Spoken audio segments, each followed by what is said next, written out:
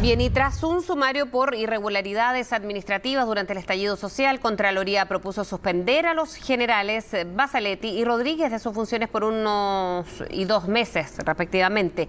Y para ahondar en este tema, vamos a tomar contacto con la socióloga y académica de LUSACH, Lucía Damert. ¿Cómo está, Lucía? Buenos días. Hola, buenos días, Frecia. ¿Todo bien? Bueno, se suma otro ingrediente a lo que está pasando con Carabineros, que tiene que ver con que ya en las últimas pericias indicaron que una bala que mató a un niño de 6 años en Maipú era proveniente de efectivos de Carabineros. Ya parece ser un error tras otro, ¿no? ¿Qué es o cómo se debiese ir viendo la situación de Carabineros como institución desde esta refundación o ir modificando a estas alturas de la historia, ¿no? De esta misma? Sí. No, a ver, Frecia, efectivamente necesitamos una transformación completa del sector seguridad. No es solamente un problema de Carabineros, sino también quién vigila a Carabineros, que hoy día es un ministerio que tiene probablemente demasiadas tareas demasiado importantes. Y por eso es que una de las cosas que se le ha solicitado al gobierno, que los expertos han coincidido en la necesidad de un ministerio especializado en temas de seguridad, justamente para que no pase lo que ha pasado en el caso, por ejemplo, de Maipú.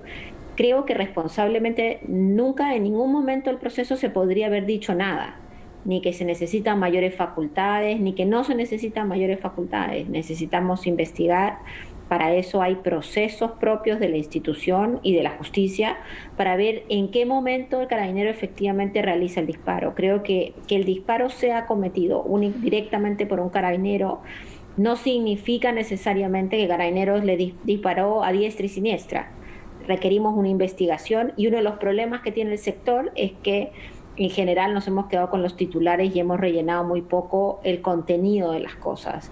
Y efectivamente la Contraloría, como tú mencionas, saca un informe importante, interesante, que pone sobre la mesa la necesidad de una respuesta institucional, y ahora habrá que ver si el general director asume la sugerencia de la Contraloría, decide por otro tipo de penalidades y cómo la justifica. Y ahí creo que se abre un espacio interesante para justamente acostumbrarnos a que en ningún caso en el Estado existe una institución que pueda tomar decisiones por sí y ante sí y no tener niveles de control y balance. Exacto.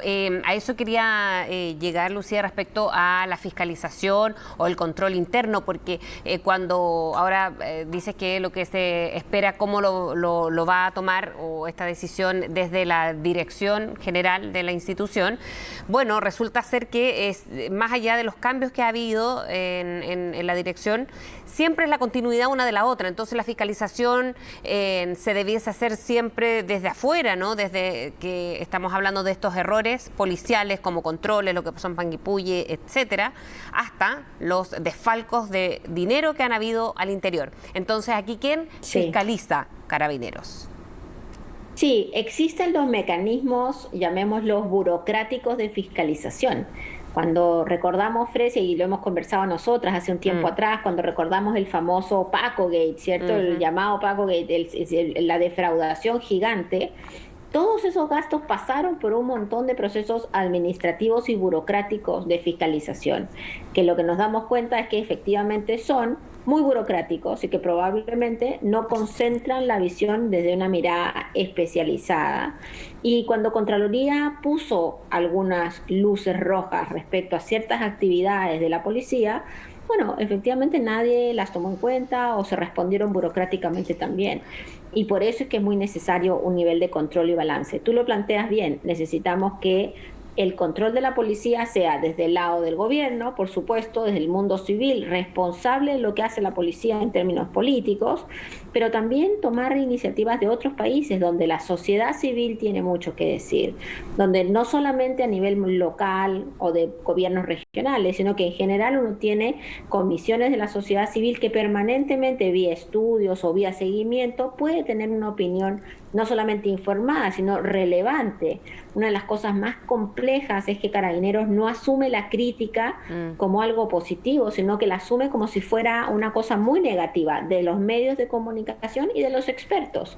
Entonces, al final uno está como cancelado en la conversación, porque la institución, en esta cultura interna, asume la crítica crítica como algo malo. Como institución, Carabineros depende del Ministerio del Interior y de Seguridad Pública, ¿no? Pero también parece haber un respaldo tras otro, más allá de lo que pase, porque siempre, o en la mayoría de las veces, hay una deslegitimización, ¿está bien?, de Carabineros por parte de la opinión pública y de la ciudadanía. Entonces, ¿cómo confluyen ambos casos en que el respaldo sigue siendo el mismo, pero la institución no tiene el mismo respaldo que tenía hace un tiempo, en el pasado o hace poco? Así es, la falta de legitimidad ha traído de la mano una crisis de confianza en la institución.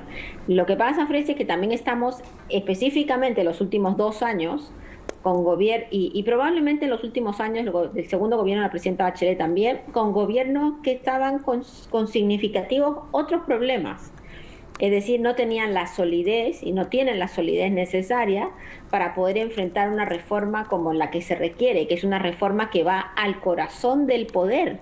Porque si tú cambias el Ministerio del Interior, entonces tienes que cambiar lo que se llama el comité político, los ministerios de la moneda, y eso genera un montón de, digamos, efectos dominó.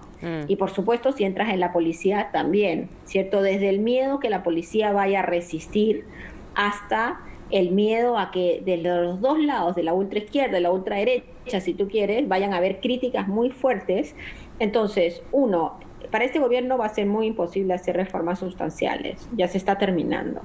2, en periodo electoral es el peor periodo para hablar de estos temas, porque inmediatamente el populismo punitivo trata de generar la sensación a la ciudadanía que esto es fácil de resolver. Entonces, lo importante es que hay un acuerdo político de aquellos que quieren ser presidentes en el próximo periodo de enfrentar esta reforma. Si no, lo que vamos a estar es cada 2 semanas, cada 1 semana, cada 2 días, empezando a tener escándalos tras escándalo tras escándalo, y eso no va a generar más confianza en la institución policial ni en la justicia, lo cual es súper malo.